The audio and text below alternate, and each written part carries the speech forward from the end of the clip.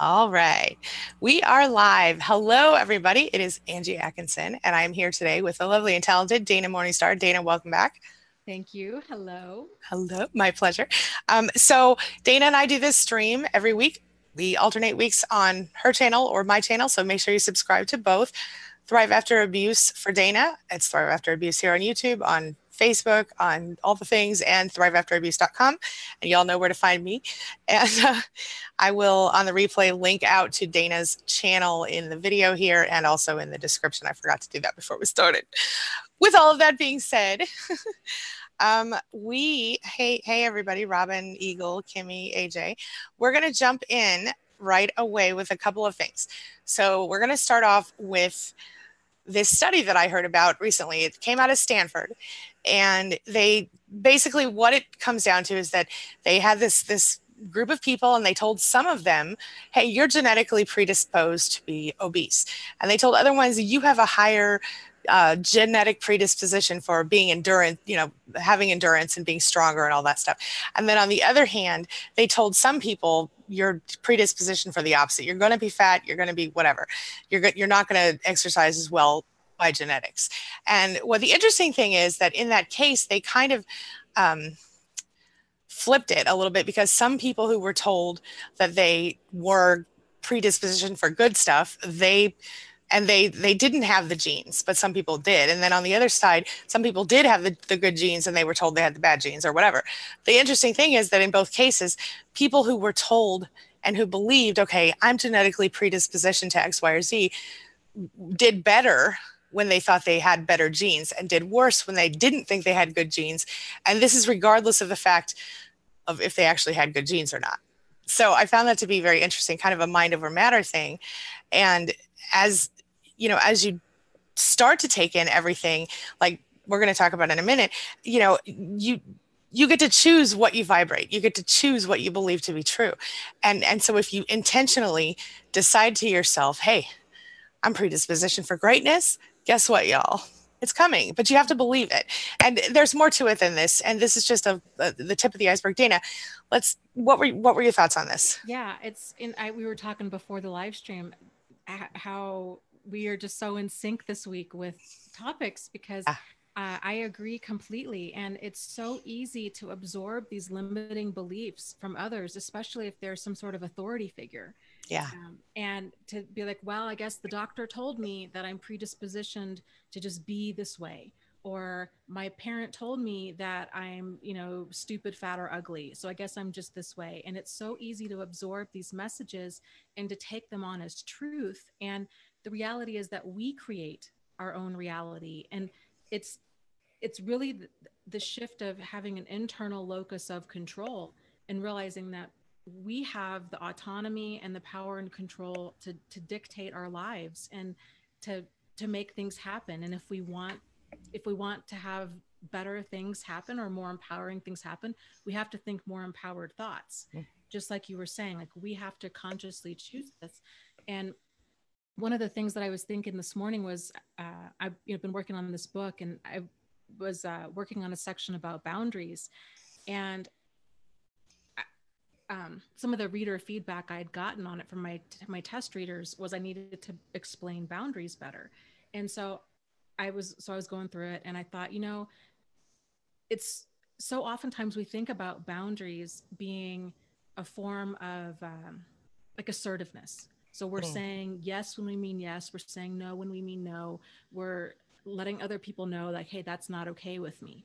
But the topic really extends further than that, and it's more about, it's also, I should say, it's also about what we let in. So it's part of it's what we express, but also part of it's what we let in. And if a person without that boundary, if somebody calls them a name or says something cruel to them, if they don't have that boundary in place, all of that stuff just comes immediately in to their internal environment, and they hold it as truth. So for example, a person with a healthy kind of containment boundary, or self-protective boundary, if somebody calls them a name, they would say, wow, this person is so rude. Mm. that name calling is a reflection of them. It's not a reflection of me. I'm not going to absorb that because I know who I am, and I have a healthy level of self-esteem to realize I'm not that limiting belief that they said. Versus a person without that boundary, if they call them a name, it's literally like a rock just sailing through an open window. It just goes completely right in, and they take it on of, oh my goodness, this person thought I was stupid, fat, or ugly. I must be that. Yeah. And so for a lot of us, it's sort of like, okay, now where does that leave us now? Right. And but I think there's so much power in that realization of just thinking about it this way, of so often we were doing, we were taking on others truth or abuse as our own truth, Yeah. and we don't have to do that. We can make that distinction of, this is a reflection of them, this is not a reflection of me. Truth. So Yeah. And that's something I do with my clients. And maybe this will be helpful for someone. And I've done it with myself as well. It's very effective, is write down those limiting beliefs. And then what you can usually do when you go through that list, like if you think, you're stupid or you're fat or you're ugly or whatever, write those things down. And then as you look at the list, two things. First of all, realize probably that came from someone in the past. Some person gave you that message, whether it was a narcissistic parent or a school bully or whatever. You got this idea in your head. And then the second thing I would ask people to do is cross off the limiting belief, and then right next to it, write your new truth. What do you want to be true? What is going to be true for you? mm-hmm. And then start to kind of do that in your mind. Every time you think to yourself, I'm stupid, like mentally cross it out and then go, nope, I'm really freaking smart. You know what I mean? Literally that kind of, yeah, I like to call it intentional thought management, I like that. Yeah. Yeah. And then finding different references to prove yourself right. Yeah. So if somebody says, well, and here's another, because the thought, the stupid example. So if you grew up your whole life hearing that you were stupid, it can be hard for a person to be like, well, maybe I am smart. But if you can start thinking like, well, you know what? I was able to graduate from high school. These are the ways in which my actions have shown that I am an intelligent person. I have the capacity to make good decisions and to act in an intelligent way. And even too, like with the fat example, I was saying, oh, people say you're stupid, fat, and ugly. Even if there's some truth in that, like I would like to lose some weight, right? But if somebody were to come at me with insults, oh, you're so fat, you're so this, you're so that, even though there's truth of I want to lose some weight, I don't own that the way that they're saying it is from a less than position, or Yes. they're actually coming from like a greater than position, trying to make me feel a less than position. So I don't accept that. I do accept my truth, which is, yes, I would like to lose some weight, but the way that they're coming at me is not needed, and it's not something I'm going to absorb. Totally feel you. So. Absolutely. And I wanted to say thank you. From Monica, we had a $5 super chat. And so I think we already answered one of her questions, which was how to start changing those beliefs. But I just want to throw this other one. It's kind of throwing a little loop in, but she wanted to know, how do you increase intimacy after you kind of get through this stuff? And I thought that, even though it's a little bit off topic, it kind of fits here because we were talking about boundaries. And I thought that you might have some thoughts on how you can use your boundaries to allow intimacy to increase. Do you want to share that? Or do you want, I think, well, or I how you think have, I think how, intimacy is only possible when there are boundaries. yes, I totally agree. If there are no boundaries present, then it's not an authentic sharing with the other person. Yes.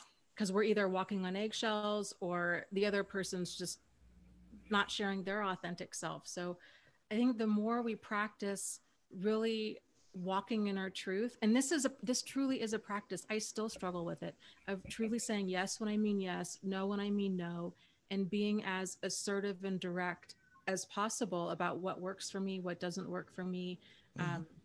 Being tactful about that when approaching the other person, all of this stuff, learning to listen to them and acknowledge what they need. And there's just this balancing act with that. So it's just a practice, but the more we can get comfortable, I think, being truly intimate with ourselves and knowing our inner world, then we can better express that with other people. Yeah, totally agree. Yeah. And we were also talking about kind of how to get through like the tough times with the holidays coming up and using these what we were I'm kind of getting back to where we were originally.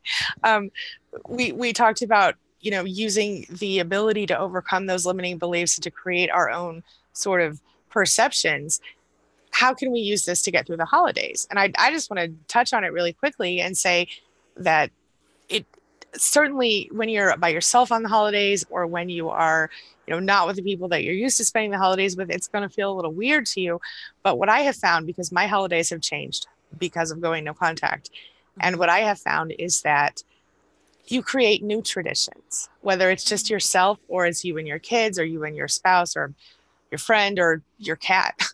Yeah. You create new traditions, right? And then you choose not to focus on the bad stuff about not being with the other people. So instead of focusing on, oh, I miss how it felt to sit around the Christmas tree with everybody and do this or that, I focus on, I do not miss how it feels to be highly stressed out and have to run to 17 houses in one day or Mm-hmm. whatever. You know, what are your thoughts about that, Dana? Yeah, I love it. I'm all for kind of figuring out where is our safety and sanity Mm, in any given situation, and what is a path that we can take that's the most empowered direction. And absolutely. I love your suggestion of, okay, you know what? Yeah, this was the ending, going no contact. You know, it can provide a sense of relief, but it can also be really painful because there is that transition period of, well, now what? Yeah, And so it's okay to feel how you feel, but I love the idea of steering into to creating a really new and empowered future of, okay, well, now what is this going to mean? Like, what, how do I really want to spend the holidays, right. Yeah. and making it your own? Yeah, I like that. I, it really helps. And I just want to say one other thing really quickly. The Spanily coaches are doing a bunch of holiday events. So there will be things on Christmas Eve and Christmas Day live hangouts that you can either, some of them you can come on YouTube and watch, and other ones you can actually zoom in with Zoom, the Zoom.us app, which is free, and talk with people directly. And this will be Christmas Eve, Christmas Day, also New Year's Eve and New Year's Day. So keep that in mind if you're alone on the holidays. Okay, let's see what else. So should we jump into the chat, Dana? Sure. All right. Let me see. Hi, Angel. Hey, everybody. Okay. Gabrielle, I'm so glad to hear it. Hello, Eagle, when she flies. Okay, here we go. Kit Kat says, hi, all. It's officially happened. The last thing, financial abuse. I found out he's been depositing funds from my business into his accounts, denied and lied about it. Back to the lawyer. Oh, goodness gracious. Is that coming from your end, Dana? Do What? I hear some kind of weird noise? I don't know where it's coming from. Oh, Is that your? It's okay. I just. maybe. I don't know. I'm trying to mess with my sound. Oh, that must be it. Okay. Okay. Sorry. Can you hear me okay? I can hear you fine. I'm questioning if I set up my microphone correctly on this end, but Gotcha. people are saying they can't hear me as well. So I'm not sure what's Oh, going on. okay. Okay. But, All right. but While back to the financial abuse. Yeah. Yeah. Sorry about that. Anyway, financial abuse. I have experienced it. It is terrible. And I'm, you know, definitely go back to the lawyer. Definitely. I know you're on the right track already. It sucks, but I hope it didn't, I hope it's not costing you anything important right now, except for obviously your level of stress. I know Kit Kat's situation, she's been with us since before she left her narcissist, and she then has gone through this whole process and he's now getting married again, and she's now finding out apparently that he's been stealing from her. So I'm so sorry to hear that. I know she knows about, oh, did I miss somebody else's super chat? Oh, Hope, thank you for the $5 super chat. She said, thank you very much for helping me along my personal journey through narc abuse recovery. Thank you so much, Hope. Okay, back to where we were. I just don't want to miss those because they only have so long before they go off the screen and I can't see them. Yes. So yes. I'm forgetful. Anyway, yeah, but the fact that you have the proof, I assume, is probably on your side, and hopefully you'll at least get your money back, if not some additional compensation for such things. Dana, what thoughts do you have? Anything to share on Yep. I'm all for doing like the whole forensic accounting part of it all. I'd also pull a credit report on yourself to see if they're or any credit cards that were opened up during that time. Good point. Yeah. My ex, actually, when I moved out, before we were legally divorced, he switched all the bills back into my name and he ran them all up and then got them cut off. So then when I went, because I originally was staying at a house where I didn't have, I was like, somebody's grandma went into the nursing home. They needed somebody to live in the house for a while. So it worked out well. But I could only stay there a few months. So after that was over, I went to buy a home, and my ex-husband had literally the electric bill, all the bills, in my name after I left, and I could prove that I wasn't living there, but I still had to pay them all because we were legally married. He was legally allowed to do that, apparently. I don't know if that's true in every state, but yeah. Wow. Anyway, yeah, I thought that was kind of bizarro. Anyway, did you have anything else to say about that before we? I guess I would just make a general warning to everybody. When you're dealing with a person who has shown a really problematic degree of selfishness, a lack of empathy, a lack of sincerity, and a lack of remorse, what you know right now is just the tip of the iceberg. There's generally an ongoing pattern of deceit, and this stuff, odds are you will continue to find out stuff years or even decades later of just all of the manipulation and the deceitfulness. So I would just really go into self-protective mode as much as you can, financially, emotionally, physically, and just don't assume that they're going to interact with you like an honest, decent person, especially if they've never acted like an honest, decent person in the past. Yeah. They're for sure not going to start now. So. Yep. Absolutely. I just want to add one more comment on Kit Kat said, I wish I believed that he would do everything that you described as a narcissist a year ago. Denial is such a waste of time. Thanks for the enlightenment. I didn't waste days anymore. It's great. That's awesome. That's awesome. Yeah. Yeah. Do you have a question for us? Yeah, here's one from Mira who says, how do you forget and move on from your ex who stole more than $2,000 from your purse? I felt like it was a real relationship until I found out he's done that, and I'm more angry than anything. Well, sometimes anger can propel you forward in healthy ways. So did she say, what was the beginning of the question? How could she move on, or what was it? I think it sounds like she's struggling with being really, really angry and hurt. She thought it was a real relationship. He stole $2,000 out of her purse. Okay. I would suggest this. First of all, if you haven't left already and moved forward, then use the anger to propel you away from that person, and then start to deal with the pain. I understand the pain. It's horrible when you have this realization and suddenly everything you thought was true, you start to question. With that being said, if he stole the money, there's nothing wrong with reporting that to the police. I would say that to start with, if you know for sure that it was him. But outside of that, I would say to start to focus on self-care, on awareness and things like that. But in the meantime, to use the anger to propel forward out. If you then need to let go of the anger because you're already out, what I suggest to people is to write a letter to that person without censoring yourself, and say all the things that you originally wish you could have said to that person, all the angry words, all the happy, sad, whatever you have to say, put it on paper. And then I found I didn't need to send the letter because physically writing it was enough for me. And then I was able to, I burned it. Some people throw it down the river, whatever, bury it. But I burned it and I felt so much relief after that. But what are your thoughts, Dana? Yeah, I really like that. I think we definitely have to give ourselves closure with this, because in situations like that where it can, I agree with you. I would call the police, file a report, but also realizing it's going to be very difficult to prove. In situations like that, it's understandable and normal to feel incredibly victimized and hurt and just, used and exploited and all of that. So how you feel is very normal. I would also encourage you, okay, if this person stole $2,000, I think sometimes we have to just look at money that was either stolen from us or that we lost in a divorce or in a relationship. Sometimes we just have to look at that money as tuition at the school of hard knocks. And sometimes that is the best money that you'll ever spend. because there's so many lessons that you can get out of that. And this is what, my channel's for, this is what Angie's channel's for, is to really help everybody squeeze out as much as they possibly can from these incredibly painful experiences, to use it for your highest and greatest good, for your personal growth, and to take you to the next level. And I don't know about you guys, but I mean, for me, the painful situations have been the ones that I've learned the most from. And there's a tremendous amount that we can really squeeze out of this, and so that you can get your money's worth. Yep, absolutely. Kit Kat, I'm throwing you a blue wrench, girl. So help me out.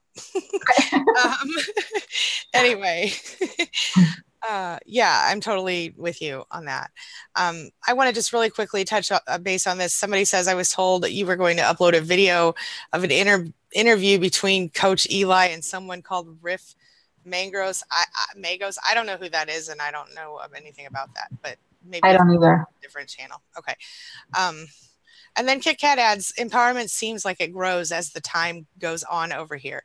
There's nothing I can't get through anymore, but it took a year of seeing that I could do it by myself. Thank you for sharing that. That's incredible. Yeah. Oh, yeah. We have a super chat. Hold on a minute. Oh, thank you, Sue. I appreciate you. Thank you, Sue Boyce. Appreciate you. She didn't even have a comment. She just said thanks. Thank you, Sue. Very cool. Right on. Okay. Thank you, Ed. Oh, thank you, Lisa from sunny Florida. I appreciate you. Okay. We're trying to, do you have, okay, wait a minute. Here's a question, if you're looking for one. Yes. This is from Trip, who says, is it common for narcissistic mothers to give the child no affection? For some narcissistic mothers, yes, many. Most of them, when they do give affection, it's only done in public or as a way to manipulate the child, in my experience. Thoughts, Dana? Yeah, I agree. Or if the affection, either they're totally disinterested in the child, and the child is a burden, or if they are giving the child attention, it could also be only under, it's very conditional. Yes. Like you either become the person that I want you to be, or I'm going to not give you the affection or nurturing that you need. Yeah. And then I've actually seen a couple of cases where the mother seemed to be the best mom in the whole wide world, but they were like, my child is my best friend kind of moms. And they didn't know the boundaries. And so then they were like almost too affectionate in some cases. And so I've seen that as well. But I think in general, most narcissistic mothers are exactly what we just stated. Yeah. You know what you're saying about the kind of this enmeshment of the dynamic. I've seen that too, where you've got a mother or a father, a parent who's incredibly overly involved with their child. And it can come across as others like, oh, you guys are such a close-knit family. This is so great. You know, you guys spend all this time together, but when you get to really see the dynamic, it's like, oh my gosh, this child has no say-so in their own life. They have no autonomy. They're still, even if they're 50 years old, they're still being puppeteered by their parent, who's so controlling and so just overbearing and all consuming, that this child doesn't even really have an identity outside of what the parent wants them to do. And that's sad. Yeah, absolutely. Yeah. Okay. Let's see. So we got a comment. You're looking for one. Okay. Teacher Springs is talking about the holidays trigger my depression and anxiety really bad. I have major PTSD from narcissistic family dynamics on holidays. And I just wanted to touch on, Angie, what you had said earlier, which is really recreating, kind of overwriting all of those negative memories and truly creating the holiday that you want. And I would encourage you guys to really make a concerted effort to do that. So even if that means, okay, my new holiday tradition is going to be, we watch, I don't know, some funny Christmas movies, or now we're going to drink eggnog. Or maybe if you drank eggnog before and you have a negative memory with that, maybe now this time you drink apple cider. Like you just really change it up. Whereas before, maybe if you watched a bunch of Christmas movies and there's all this kind of negative association around that, maybe you watch action adventure instead, or comedy. Really make it your own and change it up. Yeah, absolutely. Totally agree. And I like this comment from Kimberly as well. She says rigorous honesty with yourself. It's paying attention to how you really feel rather than how you think you should feel. I think that's a really good tip for anyone, anytime, really. Oh, Um, that's so huge. yeah, yeah. Because we are told how to feel often in this society, and especially when we have narcissists in our lives, or we're told how we do feel. I remember my narcissist saying, "You're not that upset. Stop crying," or you know, "You're not really happy about that. You're just faking." And I really think part of that is just because they themselves are so often calculating their emotions that they're doing it for a reaction instead of actually because they feel stuff. But Yeah. regardless, yeah. Yeah. I saw a thing about somebody asked, I don't know what the question was, but somebody asked about, oh, Hope did, about narcissistic fleas. Let me find that. Because I know that's a really good, I guess there was only, okay. Hope says, how do I get rid of narcissistic fleas? So I think that's a great question. Can we take that one next? Absolutely. Go Okay. for it. All right. So just for those of you who don't know, narcissistic fleas are the types of behaviors that we pick up from narcissists, like when we're in long-term relationships or we grow up with them. For example, when I grew up with a narcissistic family person, I came out of that home believing that the woman's supposed to run the house and the man just does whatever she said. That didn't work out that well for me. But on the plus side, I have since learned that that was a flea and that relationships are more of a 50-50 thing. So that has been a godsend in my current marriage. Anyway, with that being said, the point is letting go of the things that those behaviors, recognizing them first, and just what we were just talking about, being aware of ourselves and what we're doing, and then intentionally choosing to change them, through thought management, behavior management, intentional vibration management, I think is where you start. So when you notice yourself doing those behaviors, then you stop and you go, I don't want to be that person. I want to be this person. And then you react in that kind of a way instead. Now, something that might help is to write them all down again and then realize where they came from and realize why you want to drop them. And then intentionally in your mind, replace those behaviors with these new behaviors that you predetermine, just as a way to kind of get rolling, because really what you want to do is respond in a genuine fashion as often as you can. But you want to do it in a healthy, constructive way, if that makes sense. Dana, what are your thoughts? Yeah, absolutely. Well, there's a couple of things. What you were saying about being genuine and expressing yourself genuinely. Pia Melody refers to this, and I love the way she refers to this. She refers it as expressing ourselves moderately. And I just thought that's such an appropriate, perfect word for that, because that does take time. And, this healthy dynamics, they're not taught. They're very rarely role modeled. So we're all kind of discovering new territory as we go.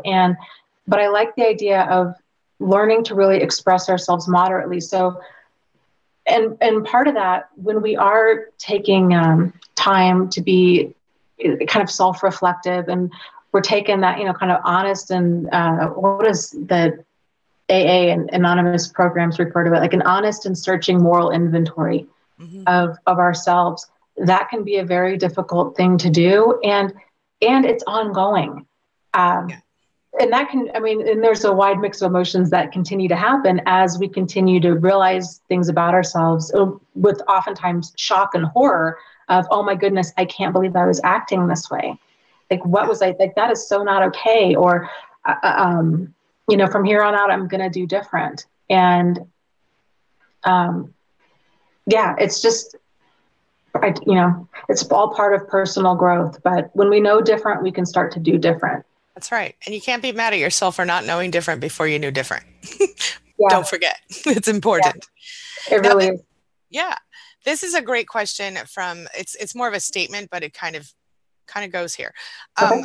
Carry on says, when I'm tactful about putting up boundaries, no one takes me or my boundaries seriously. And I think we can all relate to that a little bit, but that's when you just, you can calmly say again and again, I'm not going to accept that. I'm not going to accept that, or whatever. Or you can say it once and walk away. And depending on the situation, this is what I do. I say it once. And if somebody doesn't respect it, then I step back from that person physically and or mentally. What are your thoughts about that, Dana?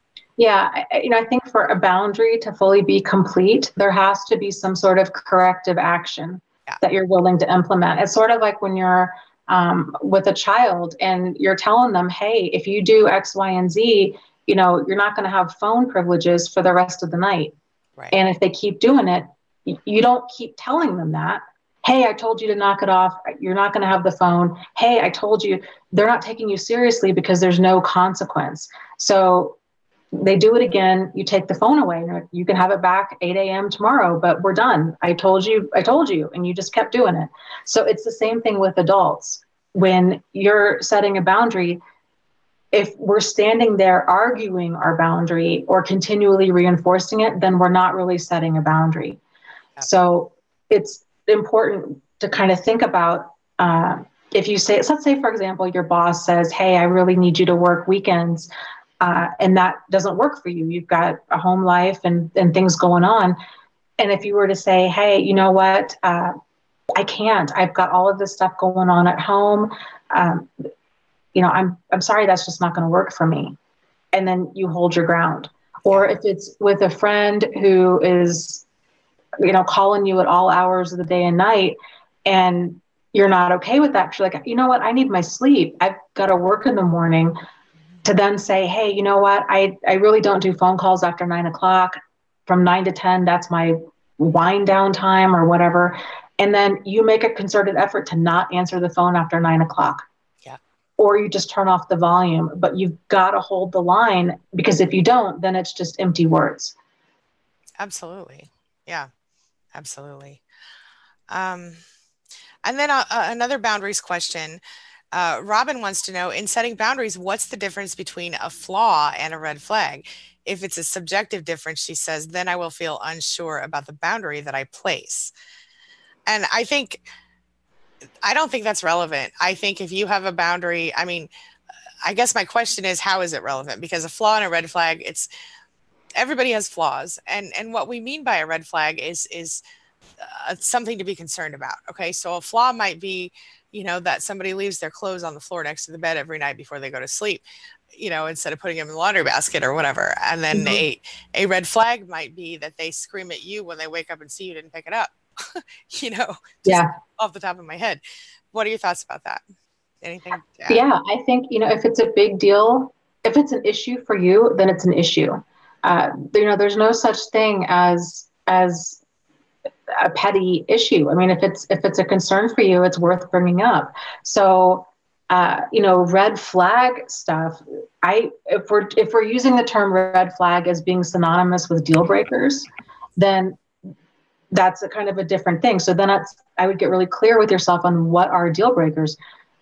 I mentioned this before, but for example, some of mine are, I don't do abuse of any kind.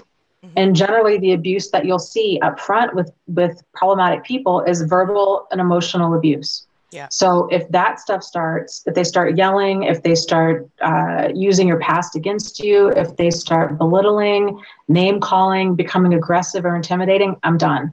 Yeah. Automatic deal breaker. Yeah, Dana, I think I just figured out what might be wrong. I think you're coming through your laptop instead of your mic. If you go down to if you open up the Zoom window and you click the little arrow next to the microphone where it says mute, there's a drop down that comes up and it should show you which microphone you're coming out of. Do you see that? Sorry, this is live TV, people. Yeah. Live YouTube. Oh, okay. Let's try this. Yeah. Okay, is that better? Oh, so much better. Yeah. Oh, okay. Yeah. Yes. Problem solved. Thank you so much. Right on. My pleasure. Okay. I just was, I noticed in the chat, several people kept saying it. And I was like, well, she does sound a little tinnier than usual. So how's that, guys? Is that better? Let us know in the chat. Okay. Yes, right on. Very cool. But back to because I think this is a great point. And this is when people start kind of trying to navigate, well, what is the difference between, is this a concern or is this a red flag? This is kind of one of those beginning stage. I get so excited when people ask questions like this, because these are some of the beginning stages of them really discovering boundaries and what is okay for you and what is not. And so, like I was mentioning before, some of my stuff is abuse of any kind is an automatic deal breaker. That's not negotiable. It's not something I'm willing to discuss. I'm just done. Active addictions, shopping, drinking, drugs, that kind of stuff. They need to figure that out and get sober and on the right track before they can have a relationship. So abuse, addiction, adultery, or a really rotten attitude, if they're continually just bringing me down, squashing my dreams right and left, like that's not going to work either. So outside of those deal breakers, then it's stuff that's open for negotiation. So like here's a small example. The other day, I do the laundry in our household. And I have a pet peeve. I am very particular about how I hang up clothes and how I do things. And I like all of the empty hangers to be on, just like the right side of the closet so I can easily find them when I'm hanging up clothes again.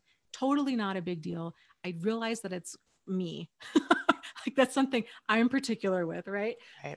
But I had mentioned to Travis, hey, would you mind doing this? It just makes my life easier. That way I'm not hunting down all these empty hangers throughout your whole closet. And he was fine with it. So it's just being assertive with yourself when stuff is kind of getting under your skin. And then you'll know, like, then you go from there, I guess. Yeah. Yeah. Great point. Hi, James F. Hi, Phoenix. Okay, let's see here. But, real quick too, back to Yeah. the whole boundary thing. Mm-hmm.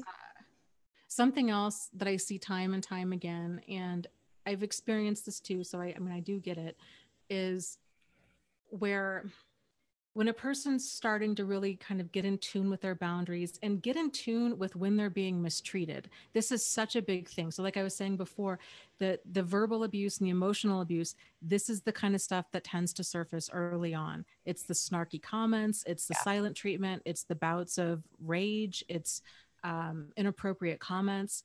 It starts off small and then it tends to build. If we're not in tune with when we're actually being mistreated and we don't know how to address that effectively, or we feel like that's being too petty and it's not worthy of walking away, then what happens is this stuff tends to grow until it becomes really a problem. But if a person's not aware of their own power in all of this, to them, it looks like, what's wrong with me? I just attract narcissists. Whereas those kinds of people are just out there and they're attracted to anybody and anybody can encounter them. But the difference is a person with that internal locus of control who understands when they're being mistreated, who has deal breakers, when they experience that treatment, they are immediately like, oh, no go. You are in the no-fly zone, buddy. And they're just done. Yeah. Versus us. And it's finding your sea legs, because over time, the more you get in tune with when you're being mistreated and how to handle it, the less time the toxic people suck up from you, because you're quicker to get them out of your life when that stuff does start. Yeah, and without even realizing it, you just answered a question from Michael Dennis. You didn't read that one, did you? No. He says, is it common after narcissistic abuse to still do things for the narcissist because you feel like you owe them something? And I think it is probably more common than a lot of us would care to admit, but I also think that Dana's answer, what Dana just said, answers that question perfectly. Set your boundaries and don't. It's just such a process. It Yeah. truly is such a process. And it's this ongoing self-reflection of these realizations of, oh my gosh, I didn't realize I'd been operating from guilt. Yeah. And doing all of these things, or, oh my gosh, I felt totally, these are all boundary issues. I was feeling really responsible for things that I wasn't responsible for. Yeah. They were calling me, they need money for rent. They need a ride to the grocery store. They need. Our old dynamic was they needed, and then I was there for them. Yeah. Right. That's not healthy. And so a more balanced dynamic with healthy boundaries is realizing they're an adult, they're responsible for themselves. I'm an adult, I'm responsible for myself. Mm-hmm. Absolutely. And then towing that line. But it's awkward because it's growth. It's something that's new. And so you're going to feel probably mean and bad and uncomfortable and awkward, the first dozen or so times you start setting those boundaries, because it's just something new. Yeah. It does get easier with time. Absolutely, it does. Yeah. All right, let's see here. So I wanted to point out a couple things. Jen Archer, hey Jen, and Katie Clappers both have said, well, Jen Archer says that she wrote the letter and that we talked about earlier, letting go of the anger with the narcissist. She said, and she ripped it up and she stomped on it, then burned it, and it worked for her. So I thought that's cool. And then Katie Clapper said she wrote a 7-page letter and that's going to propel her forward by writing a book. And I think that's awesome, Katie. I definitely recommend writing a book. It's a great idea. All right. Where were we? Do you have a question for us?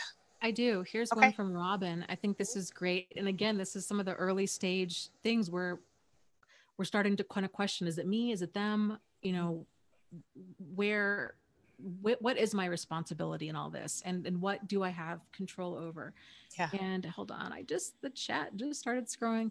She Hey, when it says, does that. sometimes I got it. Sometimes I don't know if everyone around me is just toxic or if I create toxicness by allowing things. Interesting. Okay. You want to go? I would love to go. Okay. Okay. Okay. So I think that we do have a tendency to allow toxic people into our lives when we don't know that they are toxic, when we don't understand what it means to be toxic. And sometimes because we're often raised with toxicity in our lives, we don't always recognize it as bad or abnormal. We just think everybody's like that. But when we start to kind of wake up and see the toxicness, I bet you 90% of the people that I have helped in coaching and through here on YouTube have said to me at some point in their recovery, have said, why are there so many toxic people around me? Is it me? Am I drawing them in? And the truth is it's because of the lack of what we're talking about today, the boundaries, the lack of boundaries. Really. Dana, what are your thoughts? Yeah, absolutely. Yeah. So a lot of this stuff early on with toxic people being drawn to us or us keeping them in our lives, it tends to be because we're really oversharing, way too much information. We're making ourselves vulnerable. We tend to be kind of hooked by the fantasy that they're going to be whatever they're pretending to be. They come on really strong, and for a person that's maybe been starved out emotionally for a while, that can feel like you've met this perfect person.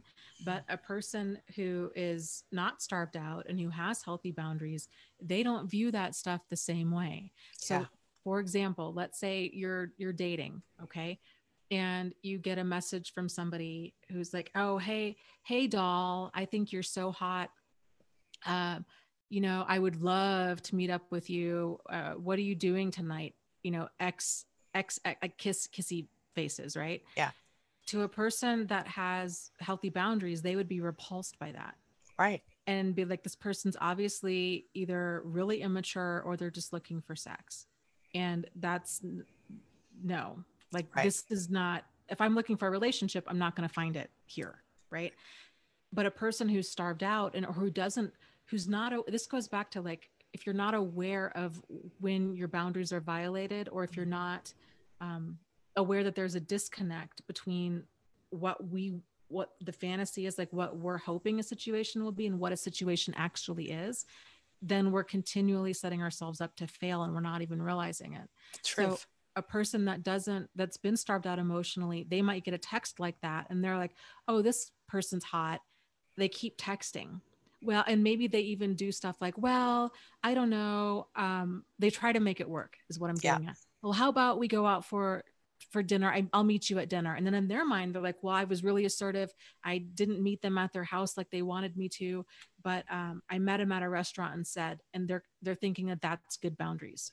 When really that whole being called pet names right out of the gate, a person wanting you to drop everything and meet them immediately, signing the post with like X's and O's, all of this stuff, it's way too much too soon. And so trying to make a problematic situation work is just delaying the inevitable. So it's paying attention to that stuff that's soon, the first kind of few weeks. Go back and look at the different toxic people that you've had in your life and examine what was the first few weeks or month like with them, because odds are it was them coming on strong out of the gate, you wanting to spend a ton of time with them and them wanting to do the same. And then it just creates this whirlwind that becomes a tornado. And next thing you know, you're off in Oz and it's not good. Mm. Yeah, absolutely. Yeah.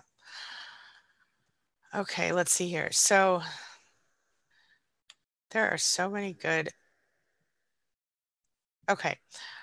Um, I can't find it now, but Stacy was asking, she's trying to go into contact with her father and she wants to know, she says part of her wants to go to Christmas and the other part of her doesn't want to go.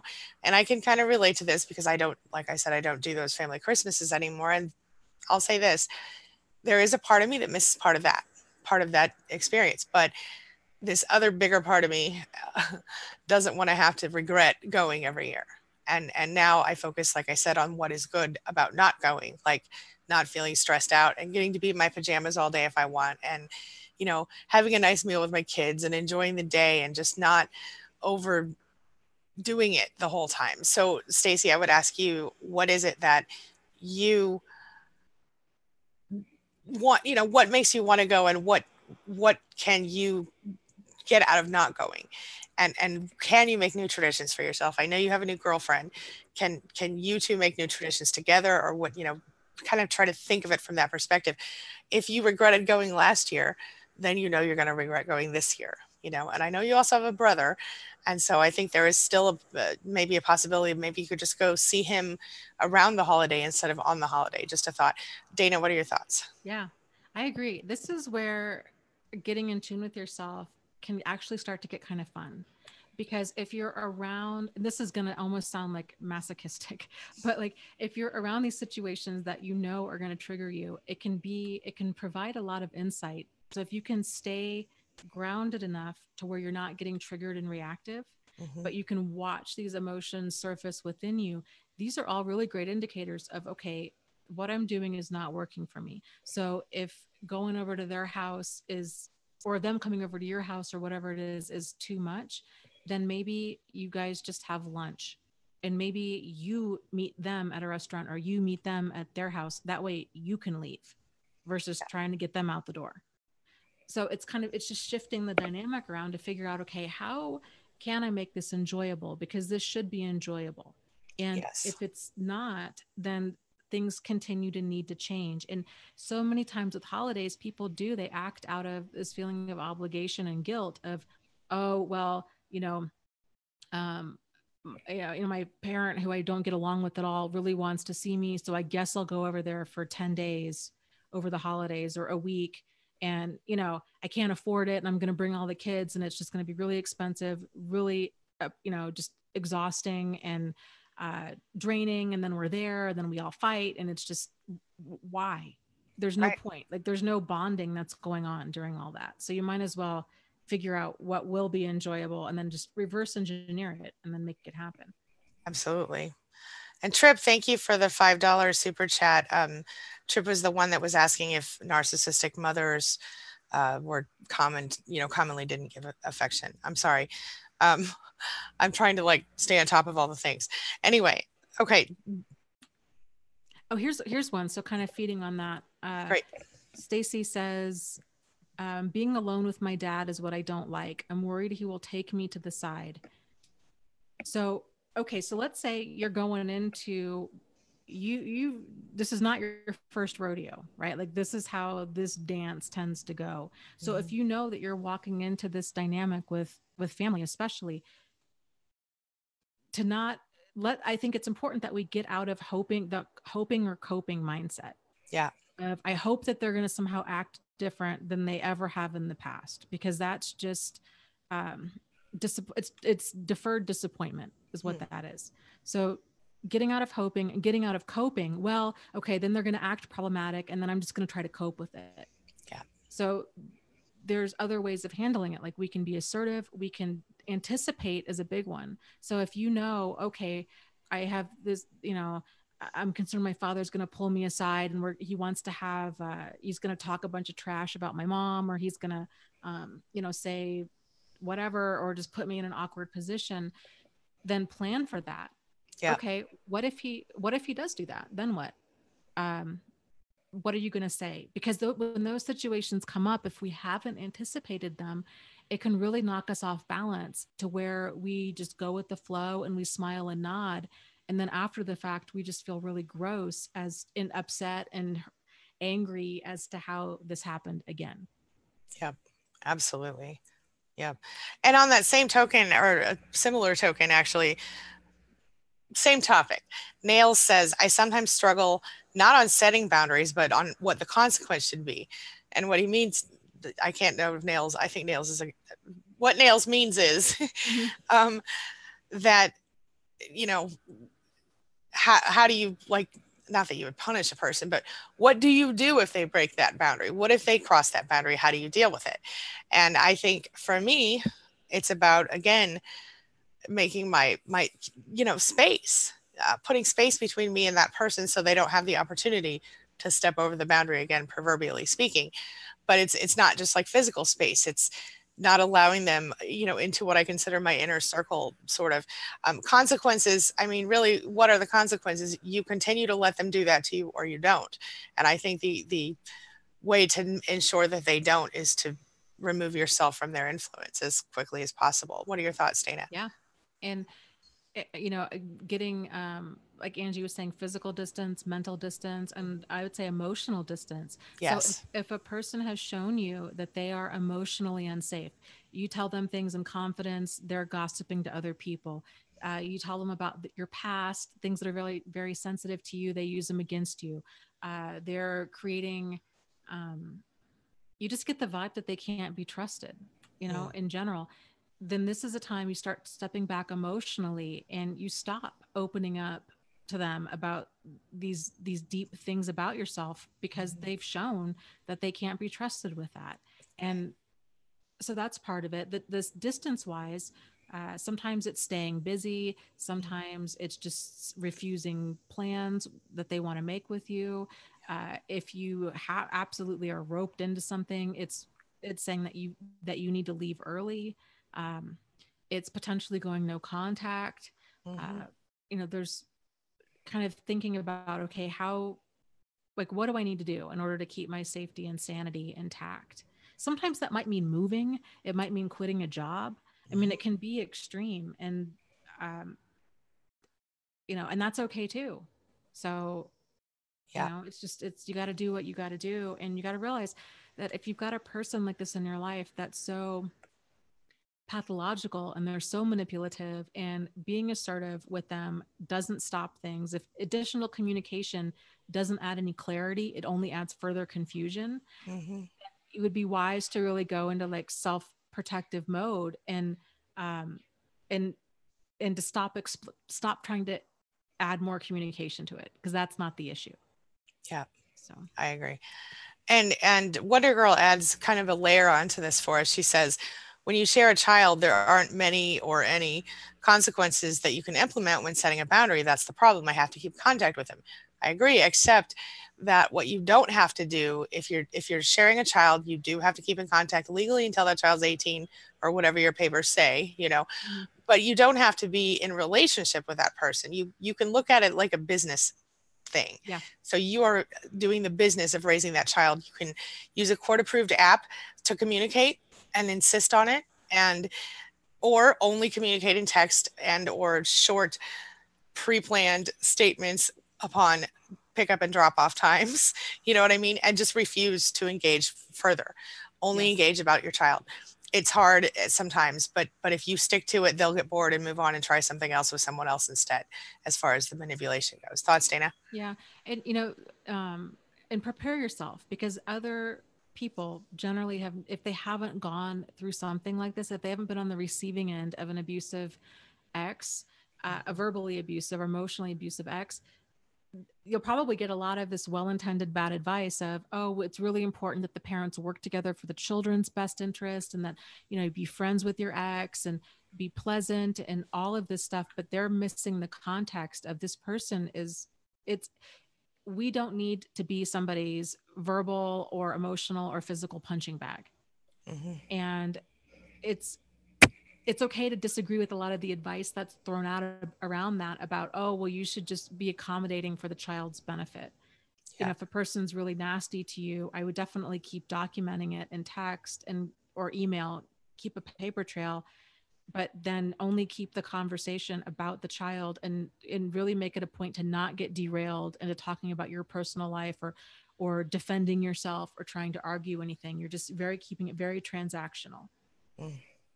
Absolutely. Yeah, absolutely. All right. I see that we are just about to the close to the end of our time. So do you want to each of us pick one more question? Sure. Okay. Do you have one or do you? No. Okay. All right. Let's see here. I have one. Wait a minute. I thought I did. Oh, this is kind of interesting. So Robin says, do they have an invisible switch? Her narcissist is psycho and then instantly changes to the sweetest person ever. Is that normal? I mean, what's normal? But when we're talking about narcissists, I mean, some of them are that way, and you know, they will, for example, one thing that I've seen often with narcissists is out in public they're one way, and like they might be like, okay, see you later, bye, and then as soon as the car door closes and they can't hear you anymore, they'll be like, that's it, when we get home this horrible thing is about to happen or whatever, or they start attacking you for how you behaved or whatever. And so I've seen that kind of switch happen, and I've also seen it happen to where they kind of almost seem like we might almost want to call them bipolar, because they kind of flip on a dime, even in private sometimes. Like you'll think everything's fine, and then all of a sudden, bam, they're crazy. You don't know what you did wrong. And then another interesting fact that I've seen is that a lot of times narcissists will dump all of their emotional garbage on you, and then suddenly they're light and happy and feeling great, and you're over here in tears and about to lose your mind, and you don't know why. Well, they've literally dumped their emotional garbage on you. They've taken their negative energy and they've taken it out on you, put it on you, and now it's in you, on you, around you, and you can't. It's hard to let go of it when you don't realize what they've done, and then you look over at them and they're all happy and light and everything's great, and you're like, what? So that's another thing to be aware of. But do you have anything to add about the invisible switch, Tina? Yeah, I guess kind of to follow along with that, Robin had said, you know, can they get a therapist and medication to help control it? If we're talking personality disordered stuff, generally no. I mean, therapy, first of all, if a person's going to change, they have to actually want to change, and they have to have an ongoing driving motivation to change. So even if they have this real, let me talk. Okay. So for me, trying to lose weight. Okay. I am very motivated to lose weight. There are times where I am so motivated, I'll step on the scale and I'm like, wow, okay, something's really got to change. And man, I am really on track for about a few days. Yeah. And then I slide into my old habits. It's the same way with any type of pattern of behavior that anybody has. And so even if they want to change, changing is really hard. And it oftentimes involves a lot of, it's just a process, and it oftentimes takes years for a person to really truly get to that place where they're done and that they're going to do better. If you're talking about a person whose personality is so volatile, really there's a stronger chance that they're going to really hurt you before they're going to change. And it's important that we realize, you know, what we have control over and what we don't have control over. And we don't have control over that. And if a person's aggressive in any way, shape, or form, I would strongly encourage you to make that a deal breaker, because this stuff can escalate very fast, and there's no empathy or remorse when a person's in that aggressive, that when they're in that fight mode. Yeah. They'll feel totally entitled for treating you however they treat you. So absolutely. Yeah. Hi, Debbie. Good to see you. Yeah, I'm with you 100%. And here's real quick oh, you just got a super chat. I sure did. Okay. Sure. Opal Unicorn, thank you. She says, how do you deal with the holidays and not feel guilty for going no contact? Can you elaborate more on the holiday struggle? Absolutely. Here's the thing. You go no contact because you are emotionally battered by this person on some level. You are being treated terribly. Let's just make it really simple. You go no contact because when you're around that person, you feel bad every time, or almost every time. You usually walk away from that person feeling worse than you did when you got there. So how do you deal with the guilt? You start with realizing that for your whole life, you probably haven't been taking care of yourself the way you should. And then you recognize that if you're ever going to be happy, you must let go of people who consistently inject toxicity into your life. And so you have to kind of get to this place where you're almost indignant, like, how dare you treat me that way? Because Uh-huh.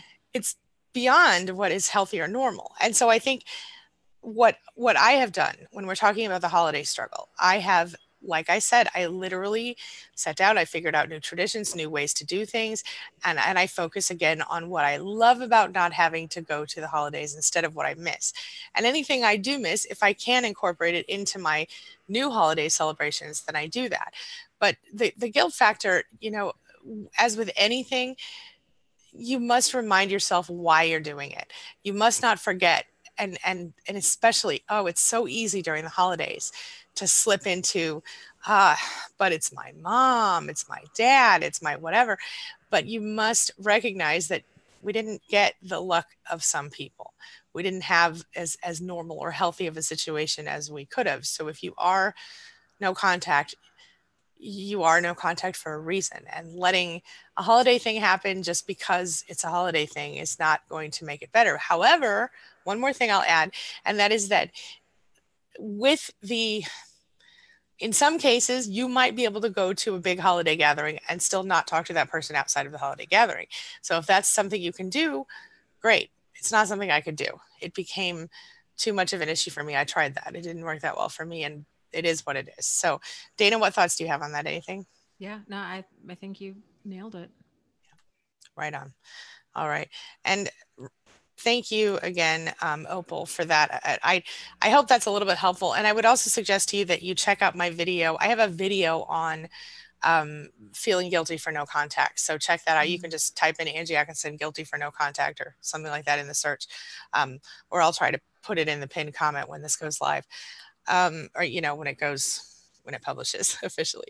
All right. Do you have any other last comments for us? Actually, I do. I wanted to mention real quick about the feeling guilty, and I think this was also a Pia Melody thing where she had said it's very common for a person. Let's say you're interacting with a person who is acting in a way where they're shameless. They don't feel shame. They have no. They're very, explosive. They're abusive. Verbally, emotionally, physically, you name it. They have no boundary with that. They're acting in a way where they're not owning their behavior. There is no appropriate level of guilt or remorse or shame.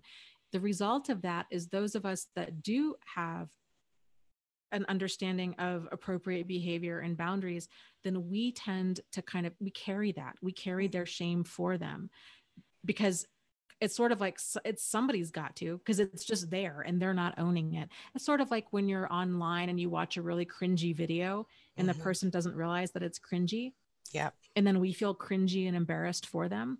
Yeah. It's an interesting way to kind of understand this. So the guilt that you're feeling is not your own. You're feeling guilty because they're not accepting their behavior and taking ownership of it. Yeah. So you can try just kind of putting it back on them. Like, it's okay to be self-protective. It's okay to make your safety and your sanity a top priority, and to limit or minimize the contact around certain people. Yeah. And then I just want to add one more thing. Ask yourself, what would you tell your child or your best friend or someone else that you love unconditionally in those circumstances? What would you say to them if they said, oh, I feel really guilty for not going to this abusive person's holiday celebration? Literally ask yourself that question, because your opinion is going to change quick if you think of it from that perspective. So another thought. All right. Yep. And actually, one more thought onto that, because sometimes people are like, well, they've been told, oh, well, you just need to be friends with them or have more compassion or, have sympathy for them. I think it's important that we realize that I think this is Dalai Lama who said this, our compassion for others is not complete until it includes ourselves. Right. So there's got to be that sense of mutuality in all of our interactions with other people, or there's something that's off. And if there's something that's off, it becomes lopsided and it eventually just topples over. Yep. Totally agree. Okay. That's all. Absolutely. All right. We're going to, yeah. Are we doing this next week? It's on Christmas Day. Let's not. Okay. Let's skip a week or Okay. two. Okay. So we will not be here on Christmas Day, although you can watch some of the Queen Being Coaches on Christmas Day, not on this channel, on different channels. But you can get all the information about that in an upcoming video, and also it'll be published on Queen Being. As always, Dana, thank you so much for being here and for doing this little partnership with me. I really am grateful for you all the time. Thank you. Well, I feel the same way about you. I just really enjoy our time and your thoughts on this. And it's just so cool to be able to have this community and to do that. Whoever thought we would be here, huh? I know, right? I know, but I love it. And I'm so thrilled. So everybody, once again, make sure you subscribe to Dana's channel.